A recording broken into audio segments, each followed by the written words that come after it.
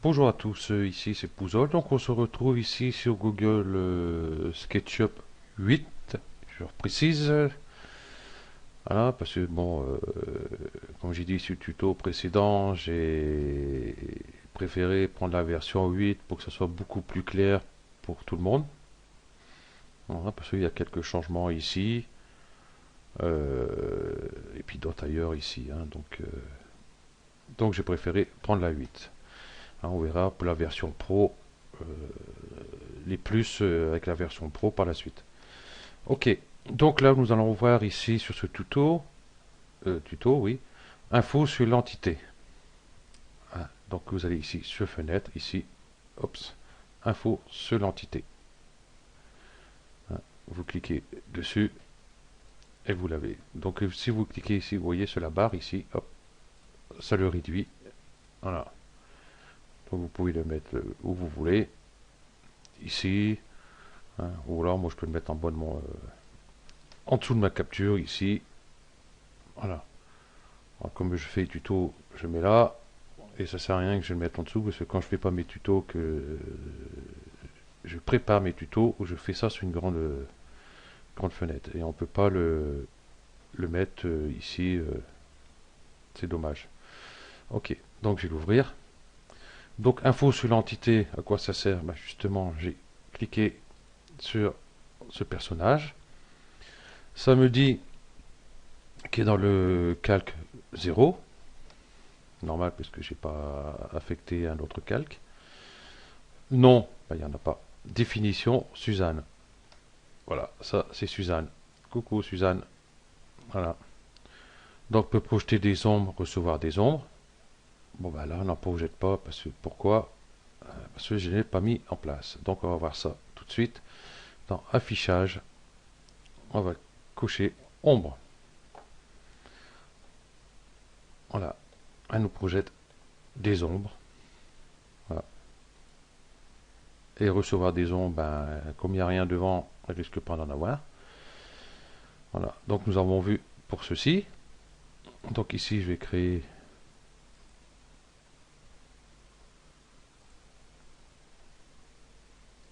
hop,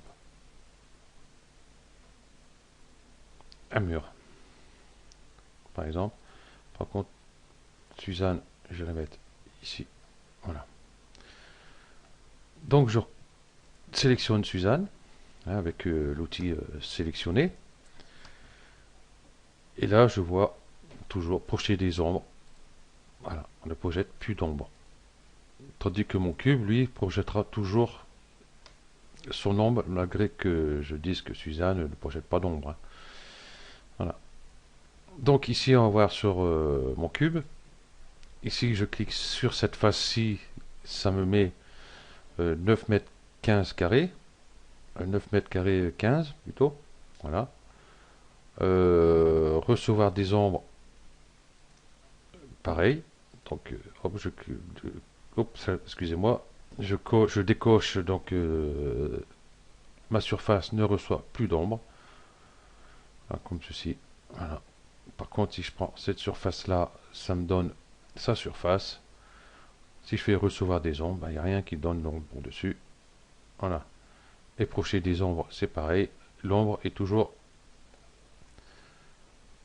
présente ici. Je vais décaler un peu ici. Voilà. Donc pour plus que ça projette d'ombre, en étant, comme ce n'est pas un composant, on va voir tout de suite ce que c'est un composant. Donc celui-là, si je coche projeter des ombres, je l'enlève. Celui-là, projeter des ombres, je l'enlève. Donc vous voyez, celle-ci ne projette plus d'ombre et celle-ci non plus. L'ombre qu'on voit ici, c'est cette surface-là et celle qui est derrière.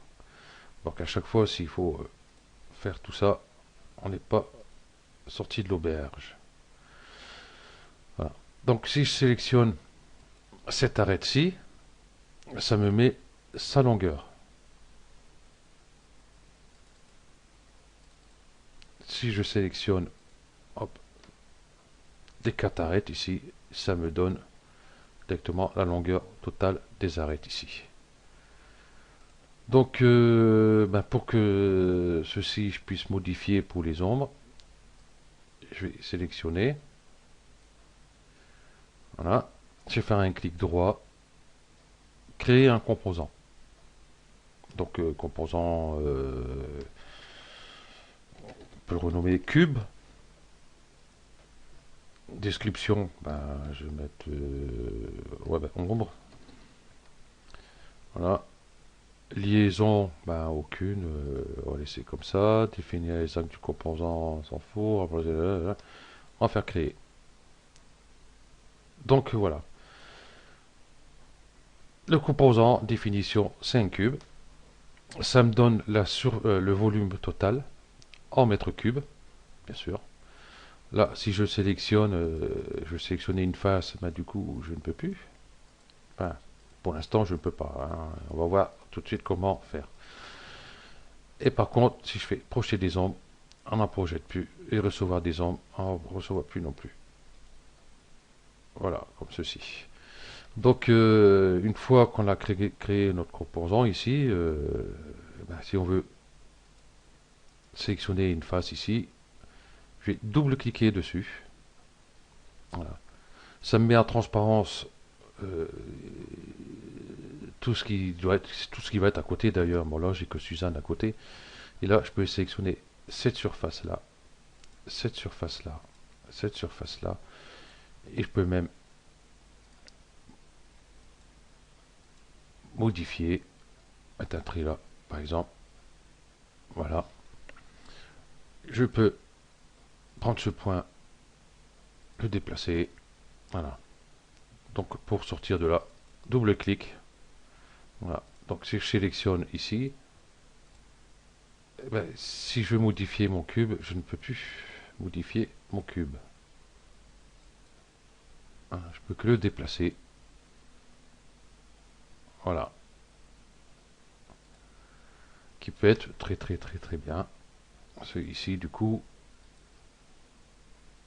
je peux lui mettre, par exemple, faire une fenêtre. J'ai fait un poussé dedans. Et vous voyez, j'ai beau faire un poussé dedans, ça ne fait plus rien. Si je sélectionne ceci, si je fais sup, voilà. Donc je ne peux pas faire ma fenêtre. Donc j'ai double-cliqué ici.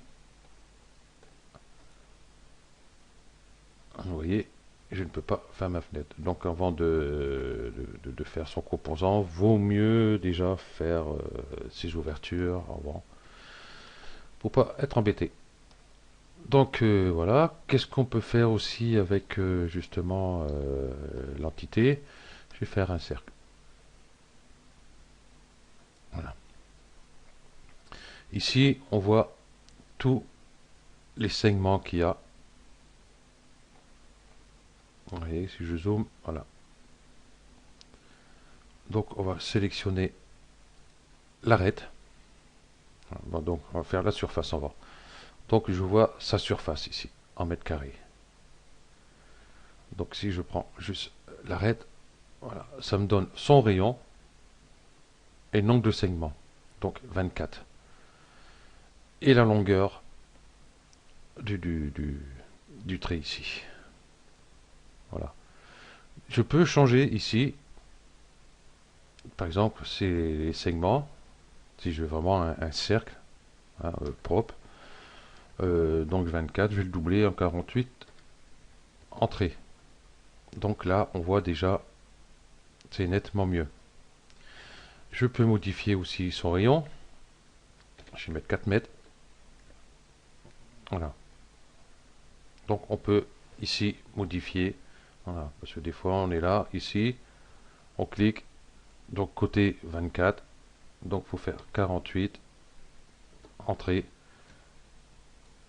Par contre, si on oublie, voilà, on dit mince, je suis obligé de tout refaire. Tandis que là, vous allez directement hop, cocher là, et puis vous changez son rayon. Je vais mettre 12 par exemple. Entrée. Voilà. On met moins par exemple 6. Voilà. Ah oui, bah ici, ah, comme il y a chevauché, ben, automatiquement, ben, il ne prend plus en compte cette arête-là. Ça, c'est ballot. Voilà. Donc, on peut modifier comme ça avec info sur l'entité. Qu'est-ce qu'il y a encore à dire dessus? Eh ouais, il y a ça aussi. Voilà. Ça, j'ai supprimé aussi. Vous voyez, j'ai ma boîte à l'intérieur. Mais du coup, je la voyais pas. Hop, sup. Donc, je vais hop, créer ici, hop, un cube. Enfin, un cube hein, quelconque. Je vais cocher cette surface-là. Et ici, on voit les faces. Donc ça, c'est la face du dessus, logiquement. OK. Vous voyez, vous pouvez changer sa couleur. Voilà.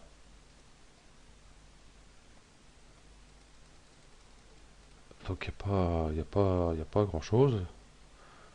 Hein. On peut le modifier, bien sûr, à sa convenance.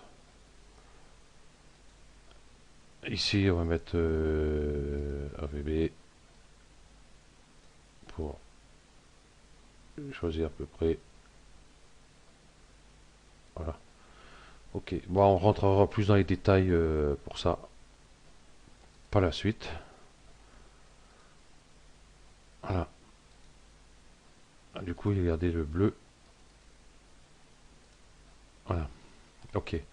Et ici, ben, ça va être ben, tout simplement la face intérieure qui est ici. Je vais supprimer ça. Voilà. Cette face-ci. Si je fais celle-là, donc je vais modifier celle-ci. OK. Si je prends celle-ci, que je mette en vert, vous allez voir, ça va être l'autre derrière qui va prendre. Voilà. Hop. Voilà. OK. Bah, tout ça après n'empêche pas de prendre le pot de peinture, euh, lui appliquer autre chose dessus. Hein. C'est pas parce qu'on a mis ça en place qu'on peut plus modifier. Voilà. OK. Donc c'est tout ce qu'il y a à dire dessus.